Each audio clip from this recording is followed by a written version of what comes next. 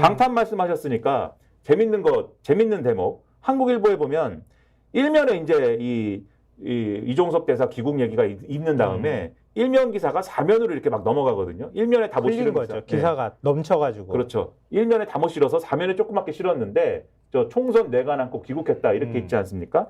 4면으로 막 넘기면 4면 왼쪽 하단에 이제 조그맣게 있어요.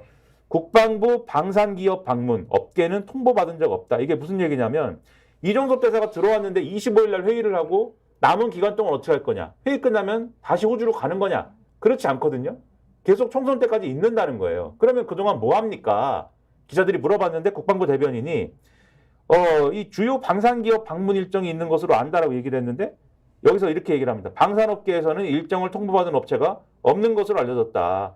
이에 대해 외교부 관계자는 제한된 시간과 많은 참여 인원으로 심도 있는 협의가 거의 불가능했던 상황이다 라면서 이 대사의 복귀 시기는 아직 정해지지 않았다. 그러니까 이 회의 일정의 디테일한 무슨 뭐 계획이나 이런 것도 아직도 잡혀지지도 않은 상황인 거예요. 그러니까 방산업체도 통보받지 않은 회의를 하겠다고 좀 들어온 셈이 됐는데 중앙일보가 지금 그 재외공관장 회의에 관련해서 기사를 쓴 게 또 있어요. 중앙일보 6면을 보시면은요. 대사 부임 11일 만에 귀국, 이종섭 구하기 회의, 급조 논란 이렇게 해가지고 기사를 쓰고 있는데 이거는 계속 저희가 누차 말씀드렸던 것처럼 재외공관장 회의라는 게 이종섭 대사 귀국한다고 그것도 대통령실이 아니 외교부도 아니고 한동훈 위원장 입에서 먼저 나온 말이잖아요. 그렇게 얘기가 나오고 난 다음에 갑자기 외교부에서 재외공관장 회의 할 겁니다. 방산회의가 목적입니다. 이렇게 밝혔다는 거잖아요. 이것이 급조한 거다. 이걸 지적을 어제서부터 신문들이 계속 하고 있어요. 오늘도 하고 있는 건데요. 그런데 어제 저희가 전해드린 것 말고 또 추가로 나온 얘기가 이 기사 안에 들어가 있어요. 뭐냐면 외교부가 예산이 부족해서 최근까지 험지 근무 제외 공관원들을 대상으로 연 1회 실시하던 의료 목적 귀국도 진행하지 못할 정도로 출장비 고갈 문제를 겪고 있다 그래요. 근데 갑자기 없는 회의를 만들어가지고 재외공관장 다 들어와 이러면서 지금 오라고 시켰다는 거예요. 그리고 이번 회의가 날짜만 공개됐지 개최 장소나 일정, 구체적인 의제는 모두 비공개 처리하고 있다고 합니다. 또 외교부는 보통 장차관 주요 일정만 사전 공지하는데 이번 회의는 이례적으로 개최 닷새 전에 보도자료를 냈다고 하는 거예요. 근데 공교롭게도 한동훈 위원장이 이 대사가 곧 귀국할 것이다 라고 밝힌 지 30분 후에 이걸 또 공개를 했다는 겁니다. 이날 이 대사는 회의 참석 후에 다음 주에는 한 호주 외교 국방장관 2+2 회담 준비 업무를 많이 하게 될 것이다 라고 본인 스스로가 아까 밝혔다고 말씀드렸잖아요. 근데 한 호주 2+2 회담은 4월 말에서 5월 초에 열릴 예정인데 개최상 관례상 개최지가 우리나라가 아니라 호주래요. 근데 호주에서 열릴 사람이 호주에서 준비해야 되는데 우리나라로 들어와가지고 그 회의를 준비하겠다고 말하고 있는 거예요. 근데 대사로서 주재국에서 한창 지금 준비를 하고 있어야 될 시기인데 그리고 이게 호주에 외교적으로 결례가 될 수 있다라는 하는 지적이 외교가에서 지금 나오고 있다고 하는 겁니다. 그러니까 한국에 어쨌든 들어오는데 회의가 갑자기 급하게 막 잡혀가지고 회의를 공개했는데 지금 들어왔는데 원래는 총선 직후에 나갈 것이다라고 했는데 그것도 날짜도 지금 잘 모른다는 거예요. 언제 나갈지도 모르겠다고 얘기하고 그리고 2+2 회담 준비한다고 하는데 호주 대사는 호주에 없고 한국에 지금 머무는 희한한 상황이 벌어지고 있다. 이 얘기를 하는 건데 그러니 애초부터 임명하지 말지. 지금 다 그러고 있는 거예요, 신문들이. 그러다 보니까 중앙일보마저도 사설을 씁니다. 제목이 이종섭 구하기 공관장 회의 급조 과연 옳은 일인가 이런 제목인데 이런 대목이 있어요. 이 대사 귀국을 가장 먼저 발표한 건 아까 말씀하셨듯이 방산 관련 공관장 회의를 주재하는 외교부도 국방부도 산업부도 아닌 한동훈 국민의힘 비대위원장이었다.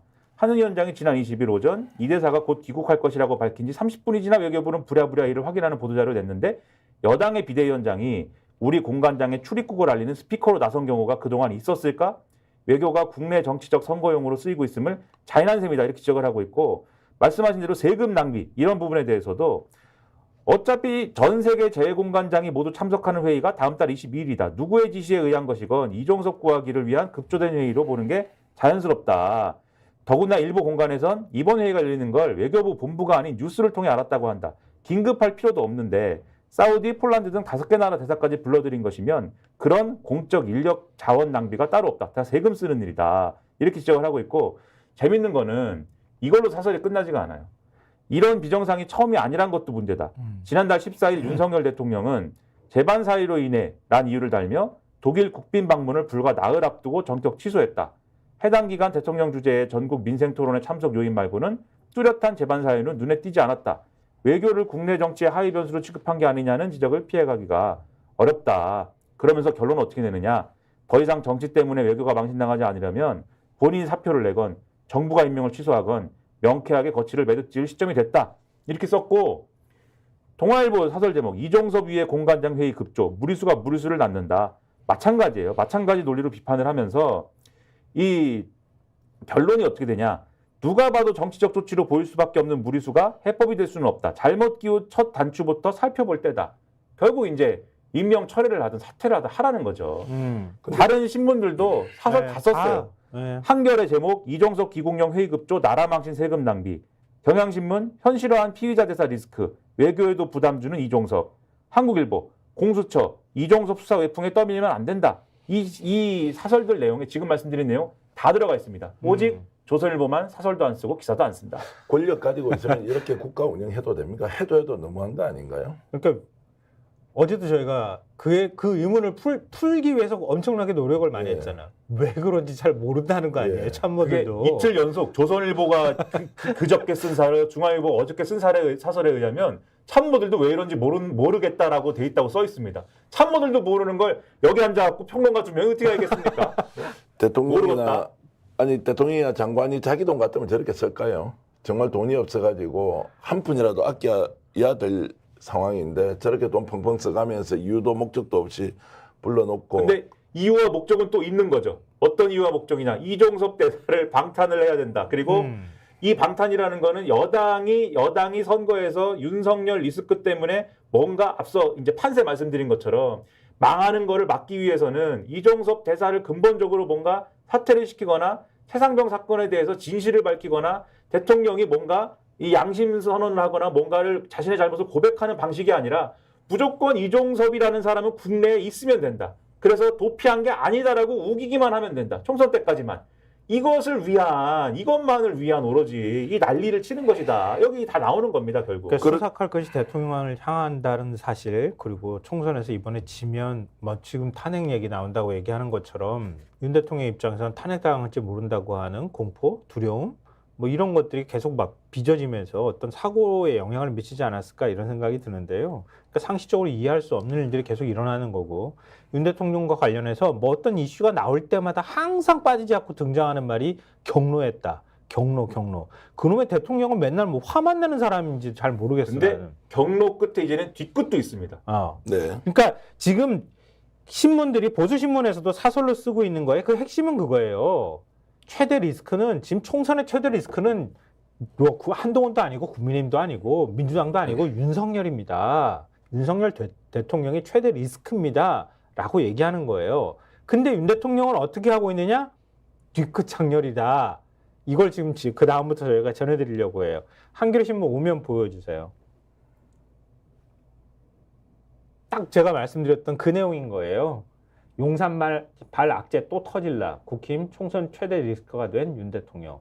그러니까 뭐가 또 나올지 몰라가지고 전전긍긍하고 있다고 하는 거예요. 그 전전긍긍하고 있다고 하는 내용이 일단 지금 황상무 수석 문제도 개운치 않게 정리가 됐잖아요. 해임해버리면 사실 깔끔하고 말할 수 있는 명분도 있었을 텐데 경질해버리면은 그러면 윤 대통령 면도 서고 뭔가 총선 악재도 없애는 효과가 있었을 텐데 그것도 어정쩡하게 그냥 자진사퇴, 그것도 달랑 몇 줄밖에 안 되는 입장 내는 걸로 그냥 끝내버렸단 말이에요. 그것도 찜찜한 상황인데 이종섭 대사 관련되는 문제 처리하는 거 보면 이거는 그냥 이것도 역시 경질해버리면 그만이잖아요. 그냥 대사 그만둬 이러면 그냥 그냥 깔끔하게 끝나고 총선 그냥 모드로 들어가 버릴 텐데 계속 뭔가가 질질질 남아있는 상황인데 거기다가 또 뒤끝 장렬이 하나가 있었잖아요. 이철규 공관위원, 이철규 의원이 한동훈 비대위원장을 향해서 국민의 미래 비례의원들 선정한 거 번호 순번들이 잘못되고 했다고 정면으로 치받는 일이 있었잖아요.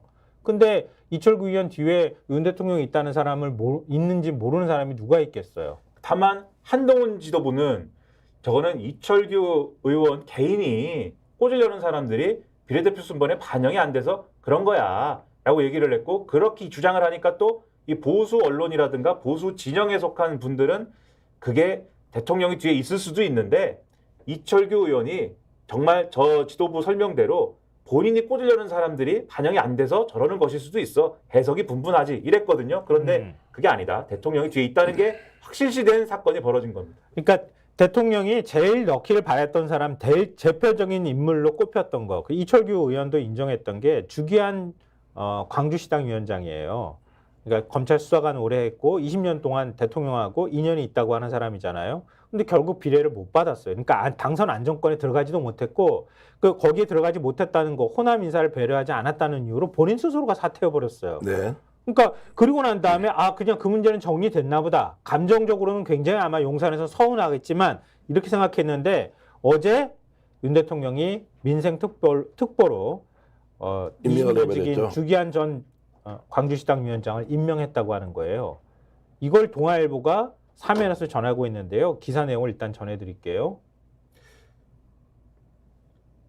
네, 저 아래에 있죠. 주기한 비례 최종 배제 하루 만에 윤 민생특보 신설에 임명. 이렇게 되어 있습니다. 이 동아일보 기사 같은 경우에는 이 지금까지 말씀드린 그 맥락을 설명을 했어요. 그러면서 이철규 의원이 그렇게 반발한 지 하루 만에 대통령 직보 라인으로 발탁이 됐다. 이 주기한 특보가. 그러면서 뭐라고 설명했냐면 한 위원장을 향한 대통령의 노골적인 불쾌감이 드러난 인선이라는 평가가 나온다. 이렇게 평가를 하고 있고 대통령실은 이렇게 설명을 했대요. 임명하자마자 또 윤석열 대통령 불러가지고 임명장 줬거든요. 그러니까 사진도 찍었겠죠. 좋은 사진 찍었을 겁니다. 대통령 관계자가 동아일보에 이렇게 얘기를 했대요. 민생과제 발굴 및 민생토론의 후속 조치 점검 등을 위한 인선으로 안다. 이렇게 설명을 했는데 특보는 비상근의 무보수 명예직이지만 활동비, 사무실 등이 지원된다. 대통령의 신뢰 강도에 따라선 비정기적인 독대 보고도 가능하다. 이렇게 되어 있습니다.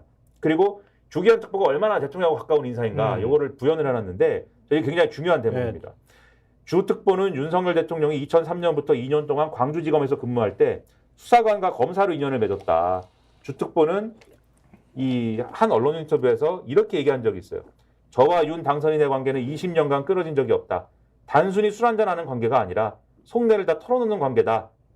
술 한잔하는 관계다라는 게 굉장히 중요하다고 저는 생각이 되고 윤 대통령이 대구고검에 좌천됐던 시절 단둘이 술잔을 기울이던 사이로 알려졌다. 또 주특보는 1960년생으로 윤 대통령과 동갑이다. 이렇게 돼 있거든요. 그런데 이 민생특보에 임명한 게 또 어떤 측면에서 보면 굉장히 무리수이다라는 느낌이 드는 대목이 있습니다. 뭐냐면 민생특보는 이날 신설된 거예요. 없는 자리가. 만들어진 겁니다. 그러다 보니까 위인 설관 논란도 불거진다. 이렇게 돼 있어요. 원래 특보 자리라는 거는 과거에 청와대 시절부터도 원래는 특보라는 게 공식 직제는 없지 않습니까? 대통령이 그냥 필요하다고 생각하면 막 만드는 자리거든요. 그러다 보니까 측근들 챙겨주는 자리 아니냐. 그래서 그때부터도 특보라는 건 무조건 뭐 이 위인 설관 아니냐라는 게 항상 있었는데 거기에 더불어서 주기한 특보의 아들 주모 씨도 대통령 비서실대 부속실에서 6급 행정요원으로 근무하고 있는 것으로 알려졌다. 사실 이 얘기는 지난번에도 한번 나왔어요. 작년에도. 맞습니다. 그래서 2022년 집권 초기 지지율 하락에 단초가 된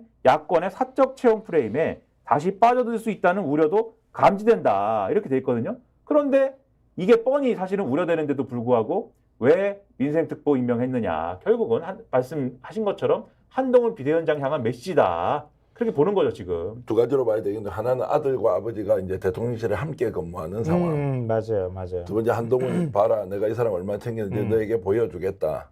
스픽스는 말하는 언론입니다. 대세는 유튜브, 그중에서 스픽스. 좋아요, 댓글, 구독, 알림 설정. 여러분이 저희를 사랑해 주시고 우리가 여러분을 사랑하는 4가지 방법입니다.